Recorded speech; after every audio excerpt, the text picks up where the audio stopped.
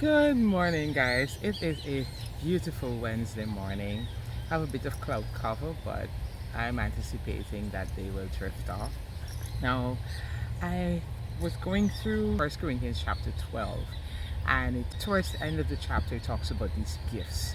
Now, it talks about God giving the gifts of apostles and teachers and workers, and He says that He's given all these gifts to the church. In other words, these spiritual gifts that God would relay on persons from time to time were basically for the benefit of the church, those who name the name of Christ, and the fact that they would need guidance and teaching. From somewhere around 29, he starts, Paul's asking questions, and he says, do all have the gifts of healing? In other words, he's saying that generally it tend to be, you have one or two gifts.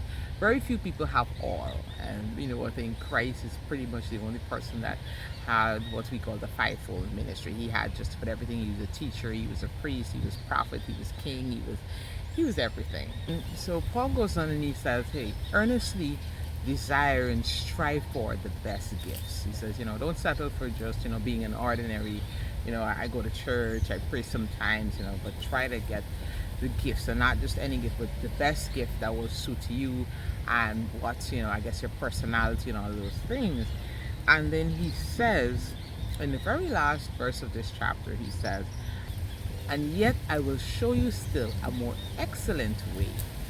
In the Amplified, they bracket it off and they explain one of the choicest graces and the highest of them all is love. And so basically what Paul was saying is that we can have all these gifts, we can be, a gifted teacher and a gifted prophet, an evangelist, pastor, and all these things. But the more excellent way is the way of love. In other words, above everything else that we may want to acquire love. Acquire the agape love in your heart that you can easily share and spread to those around you. And it just kind of helps you understand just how important love is to God. As the Bible keeps saying, God is love. All the other attributes that we may want to crave and strive for, one of the most excellent things that we can really and truly possess is that gift of love, is that spirit of love. There's a saying that says love makes the world go round. And indeed, that is the truth, because love is what ensures that the people in authority will take care of those under their care. Love is what will ensure that the people who are under authority be obedient and follow the rules and so on, because you understand that I'm doing this out of not just obligation, but because this goes beyond obligation. I want to please this person who is above me. Some people want to please their pastors and their teacher and so on.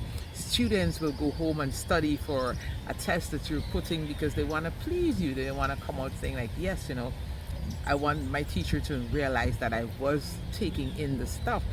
Love just gives everything else a boost, or in science is what we call an enzyme that kind of boosts everything.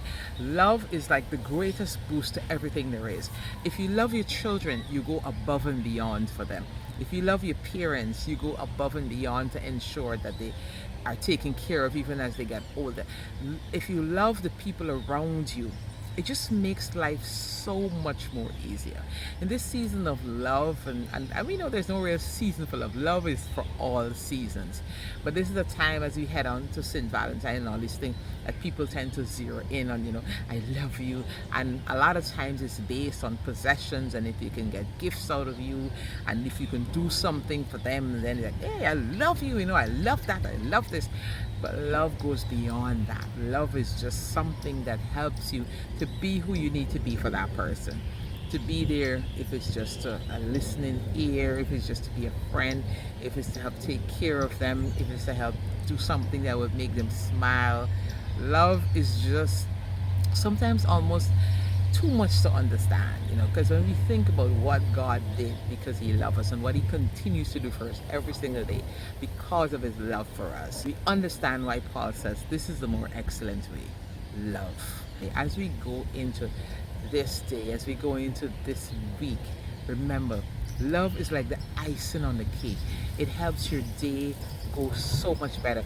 When you're filled with the love of God, you're filled with a gratitude, you're filled with a kindness and all the things that come along with love, and it makes your day better. It makes your encounter with others better. It makes the people around you feel more comfortable in your presence, and you feel better about doing what it is you're doing and heading down that path to destiny, because you know you're going with the love of God, and you have God's love coming down and shining down on you and enfolding you and helping you through. So that's my word of encouragement as we go into today. Remember, He loves you with an everlasting love, and I do too. Be blessed. Have a wonderful Wednesday.